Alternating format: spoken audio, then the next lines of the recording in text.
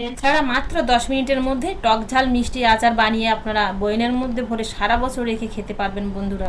আচারটা গ্যারান্টি সহকারে বলছি একদমই খারাপ হবে না আর দারুণ টেস্ট হবে খেতে। নমস্কার বন্ধুরা, সুপ্রিয়া কিচেন আবারও আপনাদের সবাইকে স্বাগত জানাই। বন্ধুরা আজকে কাঁচা আমের আচার বানাবো, তাও আবার তেল ছাড়া। প্লিজ প্লিজ বন্ধুরা আপনারা ভিডিওটা না কেটে প্রথম থেকে শেষ পর্যন্ত দেখবেন, আশা করছি আপনাদের ভালো লাগবে। আর এই আমের আচারটা কিন্তু আপনারা অনেকদিন ধরে সংরক্ষণ করে রাখতে পারবেন আর খেতেও হবে দারুণ। তো প্রথমে আমের আচার বানানোর জন্য আমি গাছ থেকে আম নামিয়ে নিয়ে আসবো। এই একটা গাছে প্রচুর আম হয় দেখুন, আর হয়েও আছে।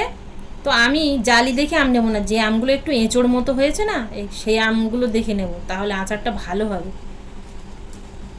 এই দুটো মনে হচ্ছে একটু এঁচোড় হয়েছে, এই দুটোই নামিয়ে নেব। দেখুন একদম তাজা আম গাছ থেকে নামানো। গাছ থেকে তাজা আম নামিয়ে এনেছি দুটো, এই দুটোতে তাই 500 হয়ে যাবে। আর আমের একটু হালকা হালকা এঁচোড় হয়েছে। এই এঁচোড় আমে কিন্তু আচারটা খেতে ভালো লাগে। দেখবেন আমের নদাটা খাওয়ার পরে যে এঁচোড়টা থাকে না, সেই এঁচোড়টা কিন্তু পরে চিবিয়ে খেতে খুব ভালো লাগে। মানে তার একটা আলাদা টেস্ট। আমার তো খুব ভালো লাগে, আপনাদের কেমন লাগে জানি না।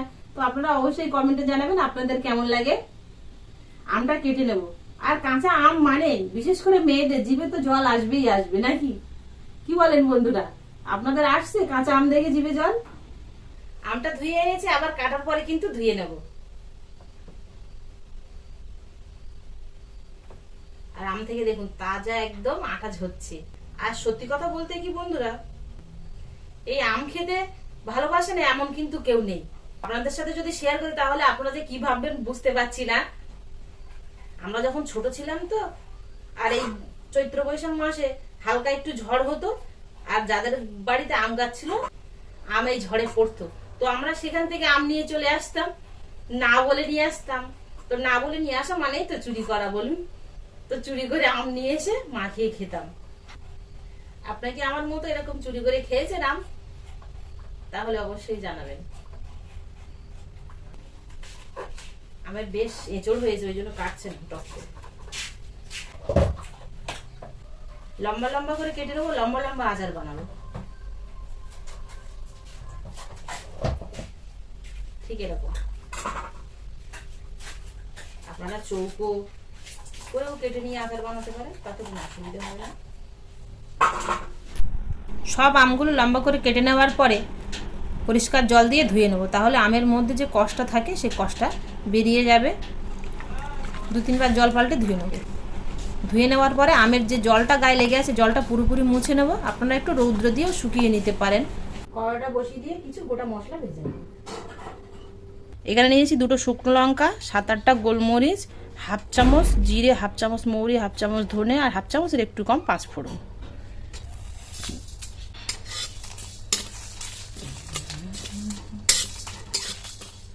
মশলার 2টারটা এই যে ফুটতে শুরু হয়েছে, এবার নামিয়ে নেব।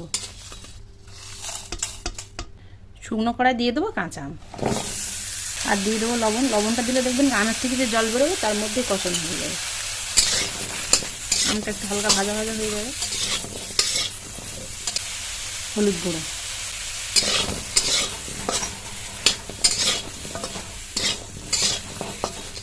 আমটাও ভাজা হয়ে গেল, সেই সঙ্গে হলুদটাও একটু ভাজা ভাজা হয়ে গেল, তাহলে হলুদের আর কাঁচা গন্ধ থাকবে না।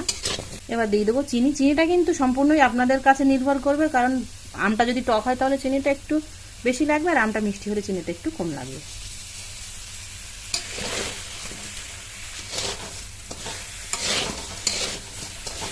কাশ্মীরি লঙ্কার গুঁড়ো একদম লো ফ্লেমে রাখলে কিন্তু আস্তে আস্তে চিনিটা গলে জল হয়ে যাবে। আস্তে আস্তে দেখবেন চিনিটা কিছুক্ষণ পরে এরকম গলে যাবে। দেখুন চিনিটা গলে গেছে। এই অবস্থাতে 2 মিনিট ঢাকনা চাপা দিয়ে রেখে দেবো। আমার মিক্সার হচ্ছে এই গ্লাস আর এই যে হাতুড়ি, এর মধ্যে এবার গুঁড়ো করে নেবো। ঠান্ডা হয়ে গেছে মশলাটা।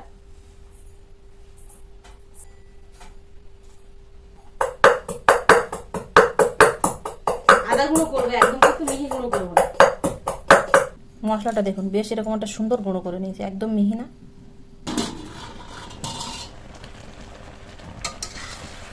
চিনি রসটা ফুটে দেখুন, আর আমগুলোও দেখুন এরকম সিদ্ধ হয়ে গেছে। এর মধ্যে এই অবস্থাতে 1/2 মশলা দেবো।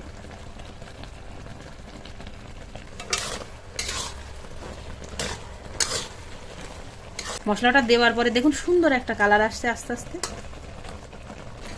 আমগুলো দেখুন মজা অনেকটাই কমে গেছে, আর আচারটা হয়ে গেছে। ঠান্ডা হয়ে গেলে কিন্তু এর থেকে আবার গাঢ় হয়ে যাবে।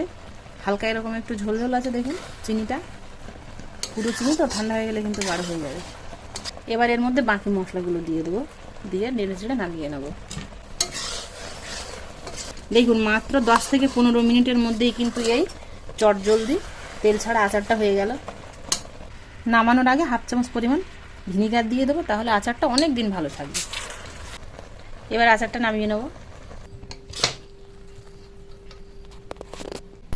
মাত্র 10 মিনিটের মধ্যে বানিয়েছি বলে যে এই আচারটা ভালো থাকবে না এমন না, কিন্তু এই আচারটা বন্ধুরা আপনারা যদি কাঁচের বয়নের মধ্যে ভরে রেখে দেন আর মাঝে মধ্যে একটু রোদ্রে দেন, দেখবেন অনেক দিন ভালো থাকবে।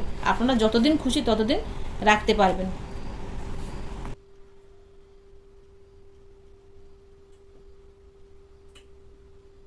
চটজলদি এই আচারটা এতটা টেস্টি হয়েছে যে একবার খেতে চাইবে সে আঙুল চেটে পুটে খাবে বন্ধুরা, সত্যি বলছি আমি।